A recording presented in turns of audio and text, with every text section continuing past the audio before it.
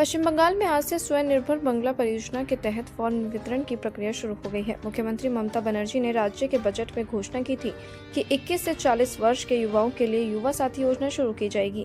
इस योजना के तहत राज्य के युवाओं को 5 वर्षों तक हर महीने 1500 रुपए की आर्थिक सहायता दी जाएगी ताकि रोजगार मिलने तक उन्हें आर्थिक सहयोग मिल सके।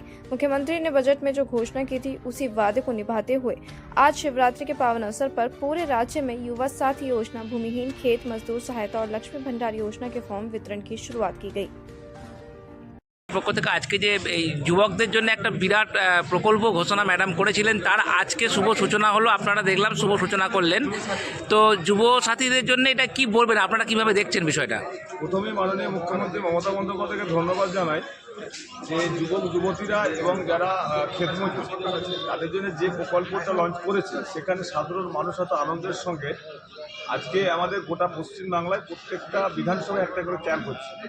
জামালপুর বিধানসভায় আমাদের জামালপুর বিডিও অফিসে আমাদের ক্যাম্পটা হচ্ছে। এখানে অনেক যারা যুবক যুবতী আছে তারা এখানে উপস্থিত হয়েছেন। এখানে আমাদের বিডিও সাহেব ছিলেন, এখানে পঞ্চায়েত সমিতির সভাপতি পূর্ণিমা মালিক এবং সহসভাপতি ভূতনাথ মালিক, আমাদের এডিএ ম্যাডাম এবং বিডিও সাহেব, জয়েন্ট বিডিও এবং সকলে মিলে আজকে আমরা এখানে প্রকল্পগুলো আমরা ফর্ম দিয়ে আমরা উদ্বোধন করলাম। প্রত্যেকটা যারা সাধারণ মানুষ তারা অত্যন্ত মাননীয় মুখ্যমন্ত্রী মমতা বন্দ্যোপাধ্যায়কে ধন্যবাদ জানিয়েছে যে যুবতীরা তারা বলেছেন যে 21 থেকে 40, 21-এর পর 25-এর পর আবার লক্ষ্মী ভাণ্ডার আমরা পাচ্ছি। এবং আমাদের এই মুহূর্তে যাদের মাধ্যমিকতে যারা পাশ করেছে তারা যে জায়গাটাই ছিল তাদের হয়তো কিছু অর্থের প্রয়োজন ছিল, সেখানে তারা বেকার ছিল। সেই ক্ষেত্রে মাননীয় মুখ্যমন্ত্রী মমতা বন্দ্যোপাধ্যায় যে প্রকল্পটা লঞ্চ করেছে তারা মাননীয় মুখ্যমন্ত্রী মমতা বন্দ্যোপাধ্যায়কে ধন্যবাদ জানিয়েছেন।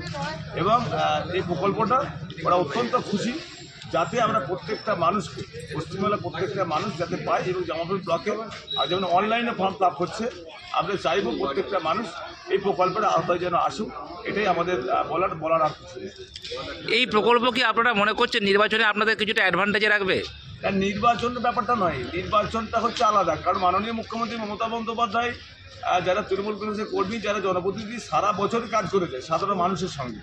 কারণ এই প্রকল্পের জন্য যে এটা হবে, তবে মাননীয় মুখ্যমন্ত্রী মমতা বন্দ্যোপাধ্যায় উন্নয়ন সার্বিক, এখানে বিজেপি, সিপিএম, তৃণমূল কংগ্রেস সব রকম দল আছে, হিন্দু মুসলিম শিখ খ্রিস্টান সকলেই আছে, কিন্তু বৈষম্য নেই। সাম্প্রদায়িক সম্প্রীতি বজায় রেখে বাংলার প্রত্যেকটা মানুষ যে পশ্চিমবাংলার যে প্রকল্পগুলো প্রত্যেকটা মানুষ কিন্তু পরিষেবা পাচ্ছে।